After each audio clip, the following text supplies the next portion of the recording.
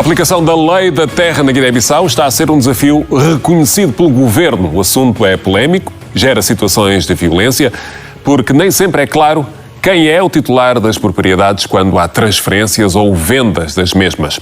Uma das razões é a falta de documentação. Mas este é apenas um dos muitos problemas que o ministro guineense da Administração do Território tem de resolver. Bem-vindo ao Causa e Efeito, Sr. Ministro. Comecemos mesmo por esta questão da terra, até porque o senhor é da Administração Territorial e Poder Local, também tem esta pasta. Decidiu resolver os conflitos de posse da terra de forma extrajudicial. Porquê é que isso aconteceu? Não acredita na capacidade dos tribunais para fazerem esse trabalho? Bom, primeiro tenho que agradecer imenso à RTP por essa disponibilidade. Relativamente aos conflitos de posse da terra na Guiné-Bissau, como o senhor bem iniciou, a Guiné-Bissau teve algumas lacunas em termos de tratamento de problemática da lei da terra, ou seja, da terra. Imagine, em 1974, houve uma lei na altura que nacionalizou a propriedade da terra. E esta nacionalização não teve detalhes. Significa que foi nacionalizada, mas, no entanto, não uma lei de acompanhamento sobre como é que a terra deve ser concedida. E, em 1998, houve uma segunda lei que acabou por criar a lei da terra, que permite os detalhes sobre como é que alguém pode ter acesso à terra e como é que pode ser utilizada. Mas essa lei da terra, não obstante ter feito em 98, e não teve logo aplicabilidade imediata. Só agora é que estamos a tentar implementar, graças ao apoio do FAO e da União Europeia, que decidiu financiar a FAO no sentido de implementar, ou seja, concluir o tratamento do regulamento da lei da terra. Felizmente, neste preciso momento temos, só que como a lei ainda não estava em vigor, não havia a criação da Comissão Fundiária Nacional, que criamos neste preciso momento. Então, decidimos adotar o modelo mediação. Por que mediação? Porque compreendemos que os processos são levados ao tribunal, tendo em conta os procedimentos que o tribunal leva, que é muito moroso, então as partes em conflitos não conseguem aguentar, acabam por entrar em conflito. E nós, pela iniciativa do governo, através do Ministério da Administração Territorial, decidimos assumir o modelo mediação a fim de poder suprimir esses constantes conflitos. Porque o que acontece, na verdade, é que, como a terra não tem uma atribuição legal, uns indivíduos chegam, ocupam um determinado espaço e, vem segundo os grupos de indivíduos, eles acabam por dar a título de, às vezes dizem oferecemos, às vezes mandam vender, mas mesmo não tendo o direito de vender, mas eles acabam por vender. E aquelas pessoas vendidas do terreno compram um espaço tão grande, como o terreno já está numa situação de escassez, o segundo vendido vende a um terceiro. E aquele terceiro começa logo a fazer outras práticas, incluindo vender a um preço melhor. O primeiro, ou seja, o anterior vendedor, fica com revolta de dizer, não, nós tínhamos concedido a essa pessoa o terreno a título de empréstimo para uso agrícola, mas como é que ele agora está a vender negócio, para a habitação? Mas não foi, ou não está a ser por falta de informação, por falta de divulgação dos termos da lei da terra que, no fundo, acaba por acontecer estes problemas?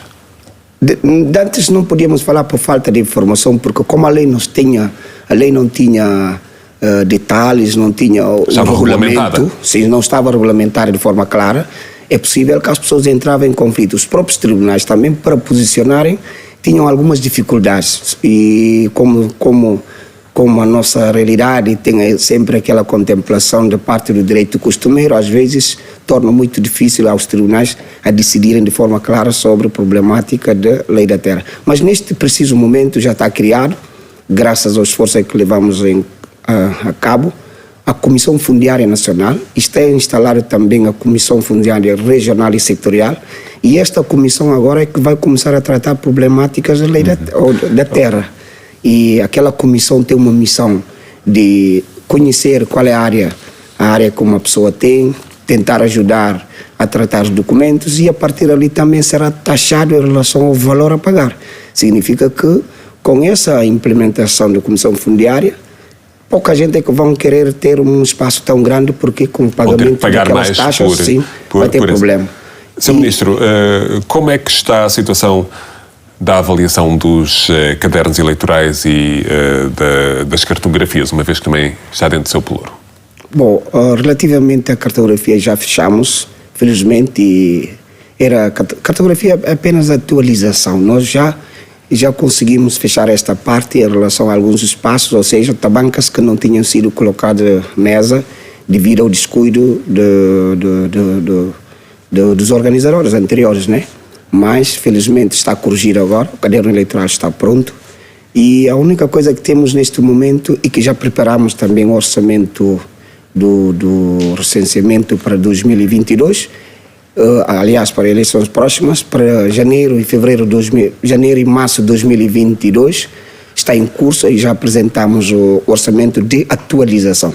Estamos com um problema de recenseamento de raiz ou atualização. Pronto, a nossa lei fala de atualização, mas grande parte da comunidade fala de recenseamento de raiz. De raiz porque... Mas não é uma decisão do Governo?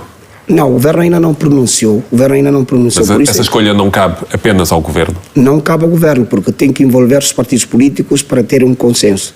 Mas neste momento o dossiê está junto do Gabinete do Primeiro-Ministro para efeito de apreciação e o Primeiro-Ministro vai remeter aquilo ao Conselho de Ministros para apreciar e depois decidir o modelo. Porque, na verdade, o que temos temos a obrigação de recorrer àquilo que está na lei. A lei disse atualização. Mas os cidadãos de Bissau compreenderam que os processos anteriores não são convincentes, de maneira que dizer que vamos atualizar, isto pode nos criar problemas. Mas os cidadãos de Bissau representam o país, Sr. Ministro? Não entendi agora.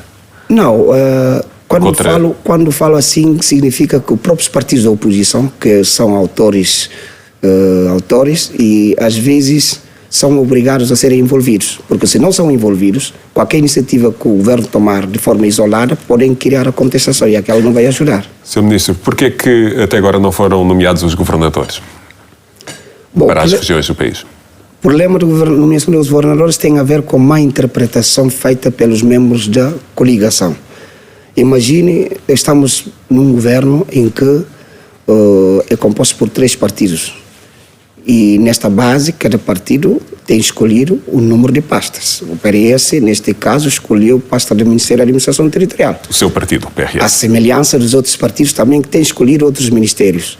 Acontece que não foi claro na altura da escolha, só depois é que apareceu a informação a dizer que não, os governadores devem ser partilhados. O PRS achou por bem que não deve ser partilhado os governadores porque não é só o Ministério da Administração Territorial, é que tem extensão para o interior. Há ministérios também que têm delegacias regionais, por que não foram partilhadas e vamos partilhar os governadores ligados ao pasta do Ministério da Administração Territorial? Há uma questão de ordem político-partidária que está a impedir uma decisão do próprio Ministro da Administração do Território. Justamente, está a ser impedido porque... Mas isso é um bloqueio ao trabalho do Governo? Bom, nós, por causa da não nomeação dos governadores, levou com que nós, enquanto Ministério, somos obrigados a descer até lá embaixo para resolver algumas situações, a razão pela qual tivemos sempre no terreno. Mas, na verdade, o problema deve ser ultrapassado porque estamos a ter muita dificuldade. Regiões não podem continuar com aquela situação. Mas não depende de nós, enquanto Ministro, mas sim depende dos membros da coligação. Sr. Ministro, tem também a tutela naturalmente sobre uma área muito sensível do país, que é as ilhas, o arquipélago dos Bijagós. Está a acontecer, há relatos que os Bijagós, sendo uma zona de reserva, estão a ser utilizados por pescadores furtivos que constroem barracas, que poluem.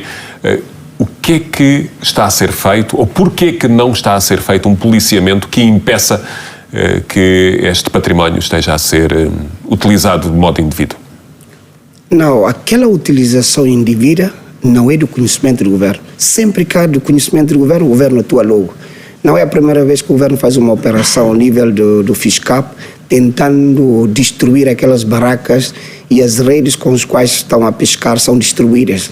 Isso aconteceu sistematicamente. Agora, é possível que haja uma situação de isolamento. Como tem um conhecimento, ilhas... Mas essas queixas são sistemáticas, Sr. Ministro, ao longo dos anos. Sim. Até agora nunca houve a capacidade do Governo de administrar um policiamento eficaz. Não, eles normalmente ocupam ilhas isoladas, não são ilhas habitadas. Então, se não houver denúncia por parte de habitantes daquela zona, dificilmente o governo ter conhecimento. Mas mesmo assim, com patrulhamento o governo faz através da fiscalização da direção ligada à pesca, que é fiscalização, muitas das vezes conseguem descobrir e mandaram imediatamente para serem destruídas aquelas barracas. Sr. Ministro da Administração Territorial e do Poder Local da Guiné-Bissau, muito obrigado por ter vindo ao Causa e Efeito. Obrigado, irmão.